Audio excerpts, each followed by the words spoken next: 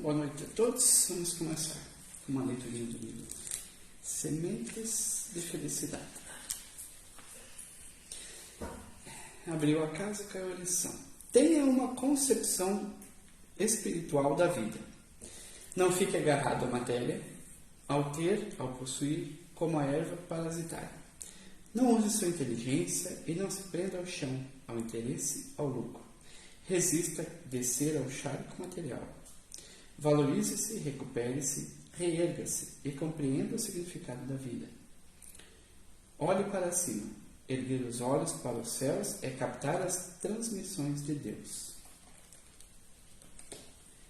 Assim convido a todos a elevar o pensamento a Deus, nosso Pai, Jesus, nosso Mestre, guias e companheiros do plano maior. Agradecemos nesse momento por estarmos aqui em nossa casa de oração novamente, agora, em outro dia, no domingo novamente. Assim nós rogamos que a pleiade de luz esteja iluminada a todos nós que aqui estamos, tanto aqui na casa quanto online, pela página do centro. Assim, nós agradecemos e pedimos que possamos estar sendo iluminados, que a pleiade de luz possa dilatar a nossa mente para bem compreender o que vai ser ventilado nessa palestra de hoje. Também rogamos a luz e a proteção ao nosso palestrante para que ele se possa bem fazer entender em suas palavras.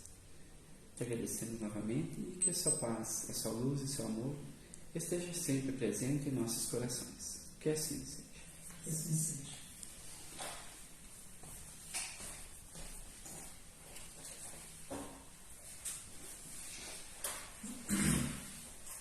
Para os estudos dessa noite, nós nos inspiramos no livro Cartas e Crônicas, do Espírito Irmão X, pela mediunidade de Chico Xavier, no capítulo 4, página 21, 24. Irmão X é o Espírito Humberto de Campos. Ele foi escritor, cronista, escrevia para jornal, e ele traz para nós treino para a nova vida. Lá no texto vocês vão encontrar outro texto, bem mais grave. Todavia, eu achei que seria mais de bom tom a gente amenizar a conversa e levar também em consideração que esse texto deve ser uma crônica, mas uma crônica sempre é um pequeno retrato da vida. Então, que assim seja. Preocupados com a sobrevivência além do túmulo, perguntamos espantados como deveria ser o treinamento para as surpresas da morte. A indagação realmente dá o que pensar, mas por enquanto é muito difícil a preparação para a peregrinação infalível. Sim, realmente é difícil a gente fazer uma preparação. A gente não pensa nisso. A gente procura não pensar nisso. Até porque a gente quer que seja uma surpresa, né? A gente não quer saber a data, a gente não quer saber motivos. A gente se preocupa em viver e a morte que venha quando vier, que seja uma surpresa. Mas quando a gente entra em contato com a doutrina espírita e nós descobrimos que quem desaba, quem decessa é o corpo e o espírito continua vivendo, há sim uma certa preocupação. Há sim um quê em nosso psiquismo que nos leva a pensar a respeito dessa realidade espiritual que nos cerca e do qual, de uma hora para outra, nós todos podemos fazer parte.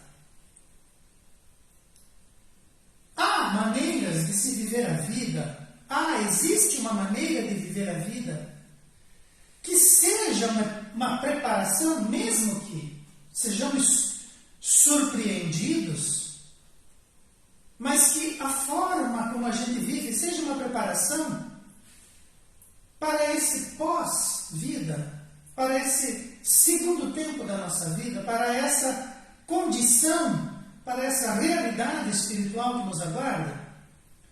É o que o nosso cronista vai trazer para nós hoje. A rigor, a religião deveria orientar os espíritos Deveria. Assim como a ciência dirige todos os assuntos pertinentes à vida material. Entretanto, a religião ainda permanece jungida ao superficialismo do sacerdócio, sem tocar realmente nas profundezas da alma e do desencarne. Então, as religiões não trazem para nós essa realidade espiritual de uma forma como a doutrina espírita e os próprios espíritos nos trazem. Os próprios espíritos, quando falam deles mesmos. Falam da vida que tiveram como encarnados, falam da vida como desencarnados. Humberto de Campos viveu no Brasil. Humberto de Campos andou pelo Rio de Janeiro. Humberto de Campos tinha família, tinha filhos, trabalhava, pensava, escrevia, buscava ganhar dinheiro. Humberto de Campos foi encarnado, sim, com todas as prerrogativas que nós, encarnados, ainda possuímos. Mas Humberto de Campos chega à realidade espiritual. E de lá, ele acena para nós. Ele diz, eu sou aquele, e agora estou aqui.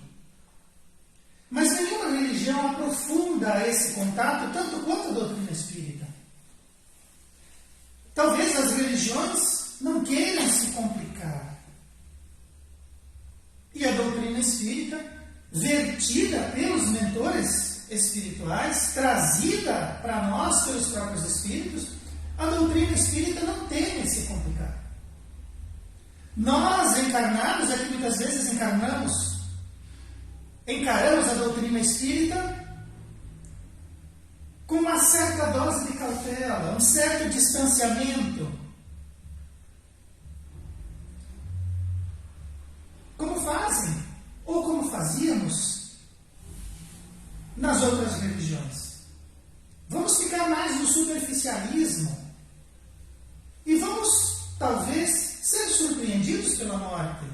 Vá, que é uma boa surpresa. Não obstante, muitos espíritos que já estagiam na realidade espiritual há 20 anos, e Humberto de Campos aqui está falando dele mesmo, né?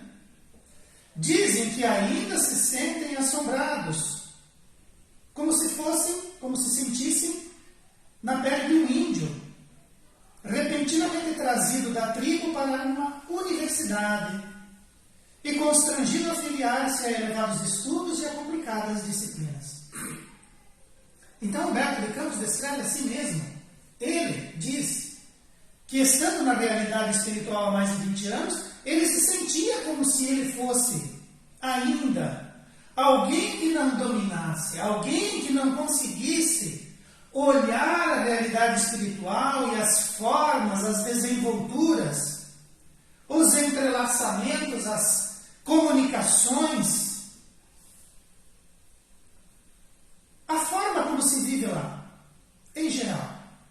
Ele ainda percebia aquilo como elevados estudos e disciplinas complicadas, do qual ele, ainda recém-desembarcado, como ele mesmo descreve, apesar de já fazer 20 anos terrestres que ele estava lá.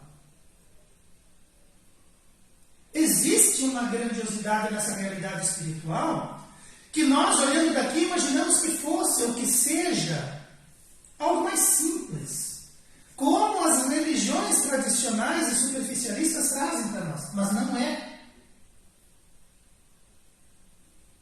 Muitos de nós desembarcaremos lá como se fôssemos numa compreensão ainda tribal, ainda indígena, entrando num ambiente altamente universitário, onde estudos que escapam ao nosso alcance e à nossa disciplina, complicando a nossa vida muitas vezes, se apresentam para nós como aquela realidade do qual nós não dominamos e do qual fazíamos uma ideia acanhada, uma ideia aquém da grandiosidade daquilo que representa.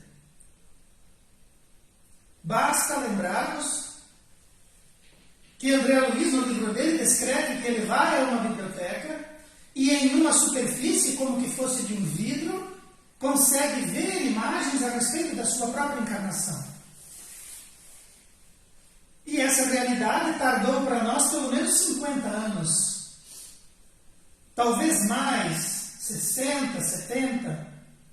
Então, se nós desembarcássemos da Terra hoje e entrássemos na realidade espiritual e encontrássemos uma realidade talvez quase centenária à nossa frente, em termos de tecnologia, em termos de estudo, em termos de comportamento, em termos de apontamentos da vida comum, talvez nós nos sentíssemos saídos da tribo terrestre e entrados sim em uma universidade, do qual nós não conhecemos, do qual nós não estamos acostumados e o qual vai fazer com que nós nos sintamos constrangidos também, como o próprio narrador da sua história. Não estamos preparados para essa realidade. E estando aqui diante dos altos estudos que a doutrina espírita, que a doutrina dos espíritos traz para nós ficamos no superficialismo. Imaginando que talvez tenhamos uma boa surpresa. Talvez a surpresa não seja... Talvez ela seja melhor. Mas talvez nos sintamos saídos da tribo. Ainda assim, os mentores que desejam nos orientar falam que somos tiranizados pelos nossos antigos hábitos. E que deveríamos começar com a renovação dos costumes alimentares, diminuindo gradativamente a necessidade de comer carne de animais. Vejam bem, a doutrina espírita não quer impor para ninguém comportamentos, nem quer ditar para ninguém normas a serem seguidas. Mas os espíritos dizem, olha, eu estive aí, estou aqui agora, então, talvez eu possa dar um conselho. Você faz como você quiser, mas talvez um conselho. Porque talvez nós desembarquemos daqui e cheguemos lá numa universidade aonde nós não vamos ter churrascarias. Mas o nosso espírito, o nosso comportamento, os nossos costumes, os nossos antigos hábitos, ainda busquem certas coisas que lá não encontraremos. Então, os mentores que desejam orientar utilizam a palavra tiranizados. Nossos hábitos são para nós como tiranos. Hábitos. Hábitos. Escovar os dentes. Hábito. Andar de carro. Hábito. Trocar de roupa. Hábito. Somos habituados, fomos educados à boa higiene. Tomar um café é um hábito. Comer carne também é hábito. Abusar dos alimentos, hábito. Né? Temos lá os nossos fundos psicológicos, temos lá os nossos fundos que envolvem os nossos sentimentos e as nossas emoções, e eles andam meio destrambelhados, e nós adquirimos certos hábitos. Mas se somos alertados, talvez gradativamente pudéssemos, vivendo a nossa vida de acordo com aqueles que estão encarnados, como ainda estamos, talvez pudéssemos viver as nossas vidas gradativamente, alterando esses hábitos. Eles são difíceis. Obviamente fazem parte da nossa vida, são importantes. Tomar um bom café, sim, é importante. Escovar os dentes, sim, é importante. Mas esses hábitos não podem virar tiranos. Nós não podemos acreditar, crer para nós mesmos, que uma vez que perdemos o nosso corpo físico, os hábitos do corpo físico vão nos acompanhar na realidade espiritual. Não será assim. Teremos que adquirir novos hábitos, como aquele índio trazido da tribo e colocado dentro de uma universidade.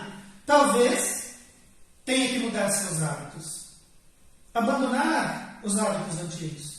E talvez fazer parte de hábitos que estão muito além, muito distantes, no futuro de nós mesmos.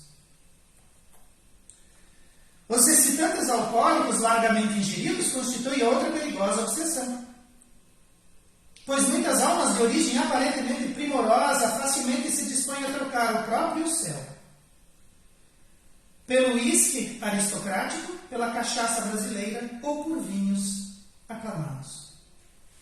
Então, todos eles são alimentos, todos eles fazem parte da boa mesa, do bom paladar, do bom gourmet, claro. Mas eles dizem assim, é uma perigosa obsessão. Porque talvez nós abramos mão de uma estadia pacífica e confortável numa cidade como o nosso lar, cercada de entendimentos e de cuidados para conosco e para com o nosso psiquismo. Talvez abramos mão disso para ficar aqui na Terra, para ficar agrupados em locais ou obsidiando alguém, para que possamos colher dali algum alvitre, alguns goles de felicidade, nessa perigosa obsessão. E talvez a nossa alma primorosa desista de evoluir para que nós possamos sentir aquilo que levamos como hábito daqui e que está somente para aqueles que estão encarnados e estão encarnados na Terra. Humberto de Campos também diz assim: evite ao máximo o fumo, pois sua abstinência gera profunda angústia nos amantes da nicotina. Também não se renda aos narcóticos, aguentando firme os golpes da luta, pois as vítimas da cocaína, da morfina e de barbitúricos demoram largo tempo na cela da sede e da inércia. Eu, sinceramente, jamais escolheria essas palavras para definir isso, porque a gente, olhando daqui, não consegue ver essa cena. Mas alguém que está lá e que acompanha aqueles que chegam, talvez consiga, usando o seu bom latim, como Humberto de Campos fez, descrever. E ele diz: profunda angústia. Nicotina.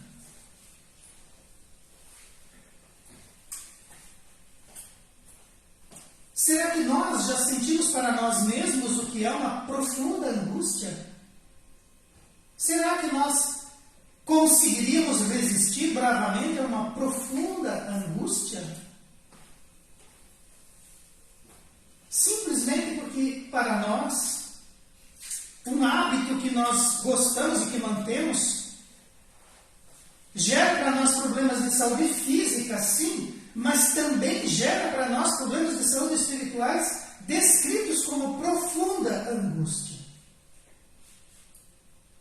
Também mascarar, fugir, anestesiar a vida com seus golpes sobre nós, utilizando para isso algumas drogas que causem em nós estados alterados de consciência para que nós não sintamos o mundo que nos cerca e possamos criar para nós uma fantasia que não passa de uma cela aonde sentiremos sede e aonde nos prostremos em uma inércia perigosa, quase a morte para o espírito. Um espírito que nunca dorme, que nunca para, que nunca deixa de pensar, pensamento contínuo, criatura divina capaz de criar e gerar e gerir um planeta, um pequeno sistema solar, uma galáxia. Este ser anestesia-se a si mesmo e vai sentir uma sede insaciável. Vai abrir mão também do conforto do seu próprio céu para sentar ao lado de alguém que espera o próximo momento de se drogar, que é a única forma de conseguir essas impressões que somente no corpo se realizam. Guarde muito cuidado na preservação do seu equilíbrio emotivo. Guarde com cuidado o seu equilíbrio emotivo. Imaginem uma corda bamba. Agora imaginemos-nos equilibrados nessa corda. É difícil o equilíbrio. Mas, no caso da corda bamba, ele é vital. Se perdemos o equilíbrio, a queda. Então, guarde com cuidado na preservação do seu equilíbrio emotivo, observando desde agora o cuidado com as energias do sexo, pois muitos desencarnados definem sua situação como se ela fosse um inferno, com uma placa escrita amor pendurada no portão. O quadro descrito por Humberto de Campos por si só fala, cria em nós uma imagem muito forte. As energias do sexo, todos nós a possuímos. E todos nós a sentimos, mais cedo ou mais tarde. Mas essa energia tem finalidade. E nós não podemos subvertê-la. Nós precisamos canalizá-la, direcioná-la, entendê-la. Porque senão, nós vamos perder o nosso equilíbrio. E a área emotiva é a área do espírito. Você não pensa, você não reage, você não deseja, você perde o equilíbrio. No espírito. Podemos estar desequilibrados emocionalmente por conta de desregramentos do sexo e ninguém nem vai ver. Mas nós estaremos vivendo desde já um inferno. E todos nós, pelas nossas educações religiosas, sabemos o que é o inferno. Mas um inferno com a placa de amor em cima do portão, somente alguém que vive na realidade espiritual pode trazer como descrição para nós. Então essas energias precisam ser vistas como energias, mesmo porque o sexo está no espírito. As energias do sexo estão no espírito, estão na mente. O corpo somente a viagem. Mas precisamos ordená-las. Equilíbrio emotivo. Porque são energias que precisam ser cuidadas para que não se transformem na nossa própria derrocada. Precisamos saber utilizá-las. Se você possui algum dinheiro ou posse terrestre, não adie doações, caso esteja realmente inclinado a fazê-las. Pois homens admiráveis no mundo com poder de concretizar negócios viraram crianças desesperadas por não conseguirem mais manobrar os cartões de crédito. Então o dinheiro, o sangue do mundo material, ele pode levar o bem, ele pode levar a paz, ele pode levar o progresso. Mas ele também pode se transformar em desgraça, em peso. Judas carregava o saco de moedas. Ele pede que o mestre diga para os outros, para que ele leve o saco de moedas. Jesus concorda com ele e diz: tomara, Judas, que essas poucas moedas não lhe pesem no coração.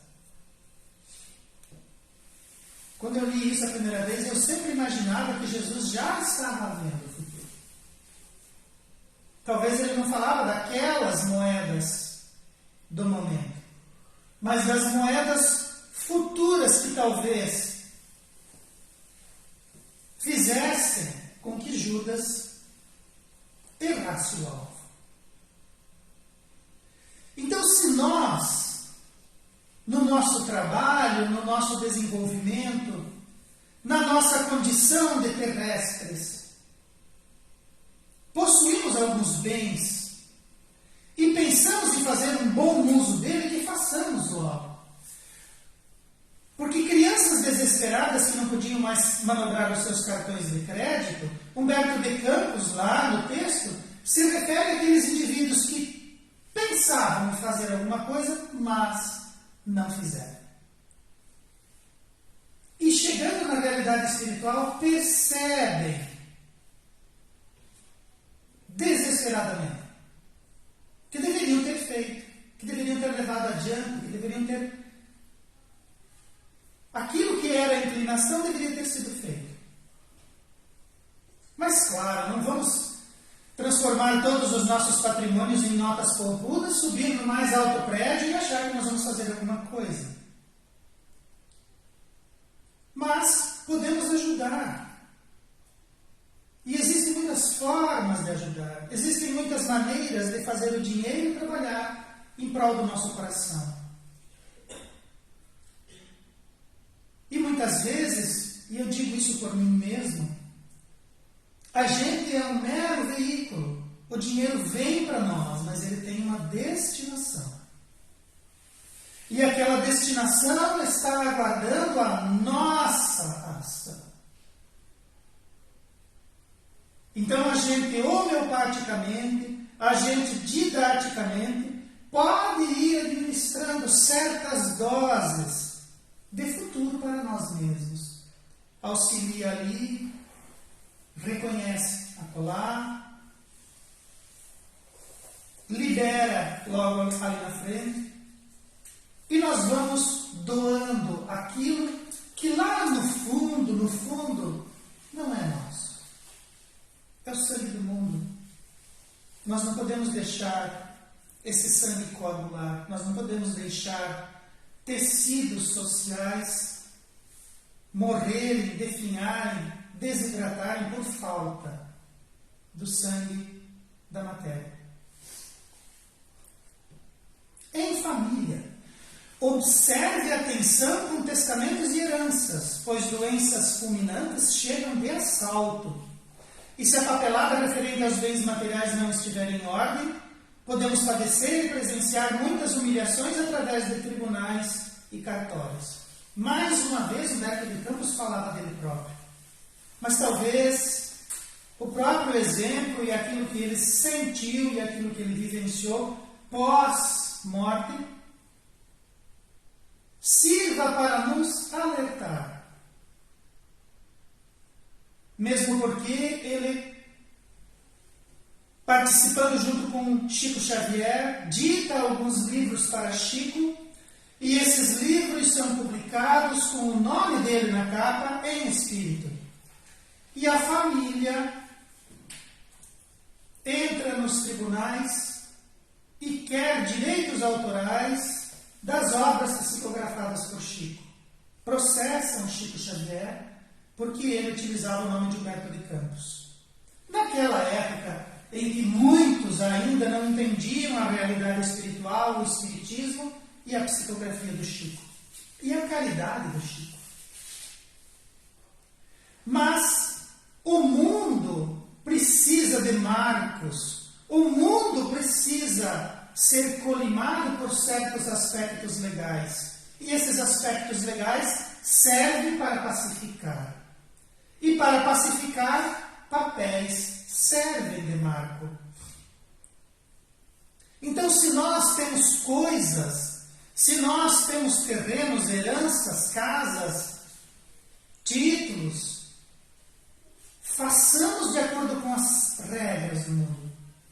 E tenhamos os papéis em ordem. Porque podemos ser surpreendidos de uma hora para outra, através da própria morte. E se isso não estiver em ordem, é possível que nós, olhando da realidade espiritual, entremos em sofrimentos e humilhações porque deixamos as coisas sem o seu devido ordenamento, sem a sua seu devido direcionamento. E às vezes nós queremos fazer certas coisas, ir para certos lugares e realizar certas obras. E se nós não os fazemos, é possível que alguém faça do jeito que quer, na hora que determina. Então, observemos. Humberto de Campos também nos alerta para o seguinte: não se apegue demasiado aos laços de sangue, amando cônjuges, filhos e parentes com moderação, na certeza de que um dia você estará ausente deles, e por isso mesmo eles agirão quase sempre em desacordo com a sua vontade, muito embora respeitando sua memória. Então nós estamos aqui, ocupamos um espaço e somos autores das nossas determinações. Mas, se não estivermos aqui, se partirmos para o lado de lá, talvez aquilo que sejam as nossas responsabilidades, aquilo que sejam as nossas posições materiais, alguém as tome. Alguém as determine e alguém as faça. Mesmo porque estamos ausentes. E as pessoas vão dizer: sim, eu lembro dele, eu gostava dele, ele era meu pai, ele era meu tio, ele era meu irmão, ele era meu cônjuge, mas eu vou fazer como eu quero. Discordando daquela nossa vontade. Então os nossos filhos não são nossos filhos. São os filhos e as filhas da ânsia da vida por si mesma, como dizia Khalil Gibran.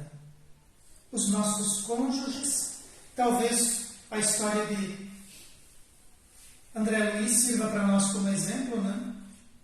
Quando ele finalmente consegue chegar na casa dele, os filhos já estão grandes, a esposa já está casada, o único que balançou o rabo realmente para ele foi o cachorro. O cachorro reconhece ele e fica feliz. Estava velhinho já, mas ainda reconheceu ele, que o cachorro via ele, né? E ficou feliz com ele. Mas o restante, nem uma foto dele na parede. O filho mais velho não estava nem aí, a filha mais nova não estava nem aí, a filha do meio dizia alguma coisa, mas também não impunha nada, né? A mãe não queria que citasse o nome dele dentro de casa. Todos respeitavam a memória de André Luiz, mas estavam vivendo as suas próprias vidas, mesmo com o sofrimento dele. Não nos esqueçamos que, no atual estado educativo terrestre, se algum afeiçoado nos registrar em a presença extraterrena depois dos funerais, na certa, vai nos intimar para que voltemos para a morte, receando nossa visita inoportuna. Então nós estamos vivendo aqui e de repente passamos para a realidade espiritual. Em uma das nossas visitas, alguém que nos conhece e que gostava de nós, de repente vê o nosso vulto, né? Passamos lá pela visagem. Não vamos estranhar, não estranhemos, não entremos em conflito, porque essa pessoa manda que vamos embora. E não são muito difíceis os casos daqueles filhos que sofreram com a morte da mãe, e quando a mãe aparece, morrem de medo. Literalmente. Já ouvimos essas histórias. Ah, meu Deus, eu não vou mais lá, minha mãe morreu lá naquele lugar. Ela estava lá naquela casa o dia que teve um problema de saúde e morreu. Mas e qual é o problema, cidadão? Ah, vai que eu vou lá e enxergo ela ainda. Mas ela não é tua mãe? Sim, mas agora ela morreu. O corpo morre. Então, se isso não acontecer com a gente, saibamos entender que o estado educativo da grande maioria das pessoas não registra isso como positivo. Talvez eles nos olhem, nos vejam e entrem em pânico, nos reconhecendo e sabendo mortos e desencarnados, mas não nos reconhecendo como espíritos. Então entendamos, compreendamos, guardemos isso no nosso coração. Talvez demore, talvez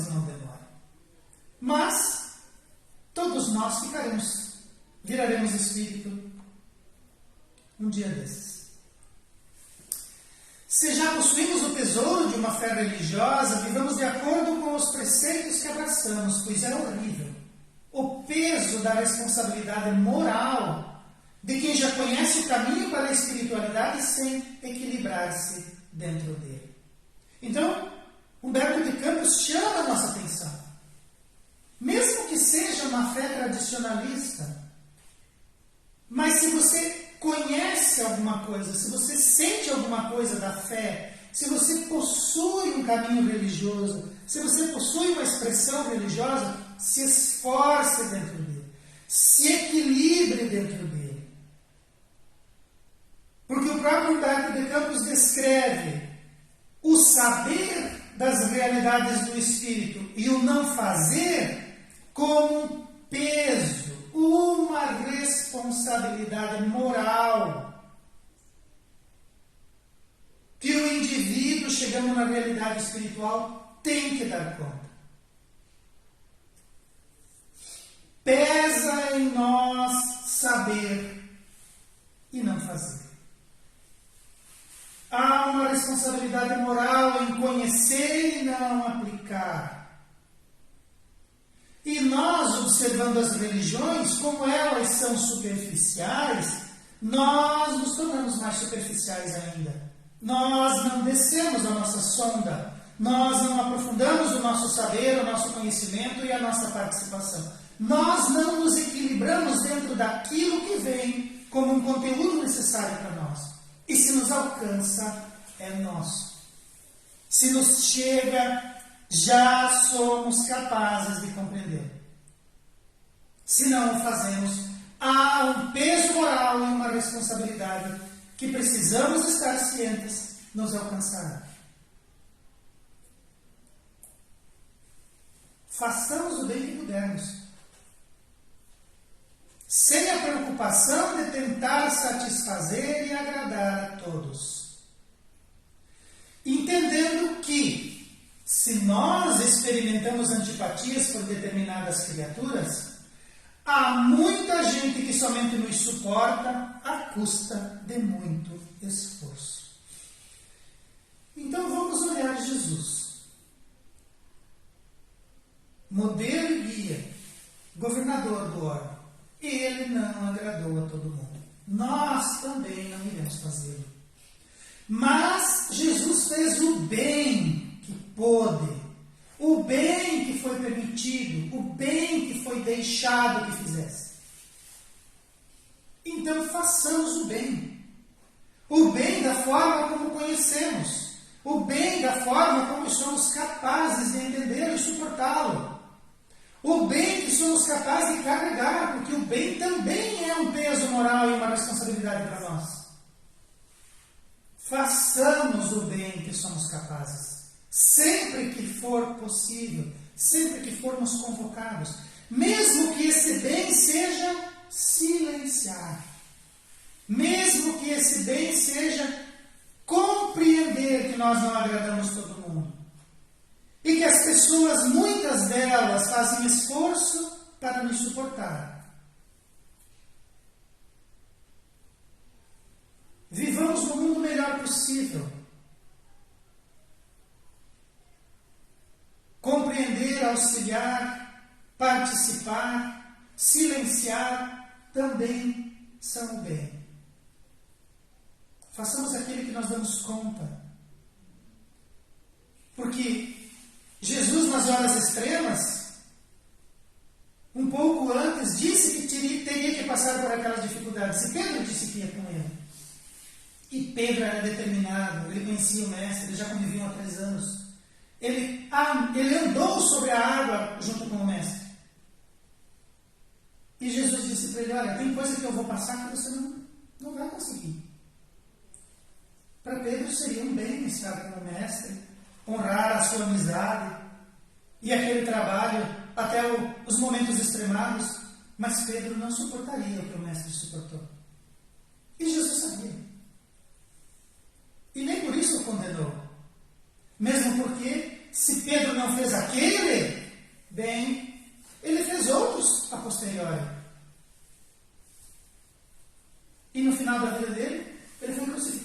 exatamente como Jesus, só que de cabeça para baixo. Então ele sofre as mesmas punições, ele senta os pregos dos cravos e ainda faz isso de cabeça para baixo. Ele suportou mais, ou tanto quanto o próprio Cristo. Mas teve um momento que ele hesitou. E assim vai ser conosco muitas vezes. Às vezes nós somos defrontados, somos confrontados com situações realmente preocupantes e a gente declina no convite da vida, foge dela. Mas façamos o bem que pudermos, quando pudermos, e tenhamos muita compreensão pelo mundo que nos serve. Talvez lá no futuro consigamos mais. Por essa razão, em qualquer circunstância, devemos sempre conservar o nosso sorriso, trabalhando sempre sem cessar, pois o serviço é o melhor solvente das nossas mágoas, nos ajudando no cumprimento dos nossos deveres, através do leal auxílio ao outro. Solvente das mágoas. E nós as temos em abundância. Os nossos passados, os nossos presentes, os nossos propósitos futuros, as pessoas, as coisas, as circunstâncias. Tudo isso pesa no nosso espírito e no nosso coração. Mas existe um solvente, existe algo que dissolve isso. Existe algo que nos auxilia. Trabalho. E quando nós trabalhamos, quando nós nos esforçamos, nós cumprimos coisas que são para nós. E às vezes fazendo aquilo que é o nosso, nós estamos auxiliando o outro. Até pouco tempo atrás, no meu trabalho, eu não duvidava disso. Cada vez que eu fazia o meu trabalho bem feito, alguém se beneficiava. E estava eu e o meu parceiro, às vezes sozinhos, às vezes no escuro, às vezes na chuva, às vezes longe, sem nenhuma testemunha. E eu sempre dizia para os meus parceiros: faça para você. Quando você deitar na cama hoje, repasse o teu dia e diz: eu fiz, e eu fiz bem feito. Eu me orgulho do que eu fiz. Aquele servicinho, lá no alto eu estava sozinho. Cara, ficou bom. Nem o parceiro que estava no chão conseguia enxergar, porque ele estava fazendo outra coisa. Mas eu lá em cima sozinho, eu fiz bem feito. Se orgulhe disso. Porque quando você faz para você, você é o teu melhor cliente, o teu melhor fornecedor. E talvez você fazendo bem feito para você, você esteja beneficiando muitos. E isso dissolve qualquer coisa ruim, qualquer mágoa, qualquer ressentimento. Eu olho hoje daqui e eu me orgulho do que eu fiz sozinho e que ninguém viu. Esse é o meu testemunho. Mas Humberto de Campos da Ovelha. Quanto ao mais, não nos cansemos e nem indaguemos em excesso, porque mais tempo ou menos tempo a morte nos chegará no seu cartão de visitas, impondo ao nosso conhecimento tudo aquilo que por agora não nos seja possível saber ou entender. Então talvez hoje saiamos daqui, entremos na realidade espiritual, cheguemos lá com a sensação de que somos ainda um incivilizado. Mas não tem problema. Se nós ficarmos tempo suficiente na realidade espiritual, aquilo que nós devemos entender e saber vai chegar até nós. Por hoje, o que é possível saber e entender são esses apontamentos, são esses condicionamentos que chegam para nós da realidade espiritual, narrada e trazida pelos próprios Espíritos. Ninguém precisa seguir esse roteiro traçado por Humberto de Campos. Ninguém precisa seguir os roteiros que a espiritualidade nos aponta como sendo aqueles mais luminosos. Nós podemos fazer os nossos próprios roteiros. Mas já sabemos que se insistirmos em certos aspectos, chegaremos lá na realidade espiritual cercado de problemas causados por nós mesmos. Sem entender, sem compreender, sem conseguir vencer situações que agora fazem parte do nosso dia a dia. Talvez cheguemos lá como analfabetos da realidade espiritual, como mendigos da realidade espiritual. Quando poderíamos ter nos preparado, quando poderíamos ter nos preparado melhor, anotado e entendido, buscado essas informações que os Espíritos nos trazem. E tentar fazer o melhor da informação que possuímos e do tempo que ela vem. O melhor tentar fazer. Mesmo porque essa lição, essa passagem, esse apontamento, cada um faz sozinho, solitariamente. Nós conosco mesmo e Deus. As delícias serão nossas. E os cálices amargos também. Aqueles que já passaram nos apontam o caminho, nos trazem observações e apontamentos. Cabe a nós decidir. Humberto de Campos trata esse tema de forma lírica, traz para nós apontamentos importantes, mas eu reconheço que não é fácil falar sobre esse tema. A morte realmente ainda para nós é um mistério. Talvez nós tenhamos alguns vislumbres, mas ainda não estamos preparados 100% para realizar da forma consciente e da forma despreocupada que talvez desejássemos. Mas comecemos agora. Anelemos para nós mesmos essas condições e coloquemos para nós mesmos aspectos dessa realidade que somos capazes de compreender e que servirão para nós para colimar, para que nós possamos apontar o nosso próprio caminho e seguir sem hesitação. Talvez essas informações, com certeza um dia, nos serão úteis. E vamos elevar o nosso pensamento agradecendo a espiritualidade maior, que se preocupa conosco, que por determinação divina já pode vir até nós e se comunicar, trazer as orientações, dizer o que sente, o que pode ser feito e a maneira como devemos absorver esses conteúdos de forma que nós possamos realizar em nós aprimoramentos eficazes para o nosso próprio bem e para o nosso próprio futuro. Queremos agradecer a preocupação dos nossos irmãos da espiritualidade. Queremos agradecer as suas visitas e as suas inspirações. Que nós possamos merecer cada vez mais as aproximações que já conseguimos fazer com o Mestre Jesus.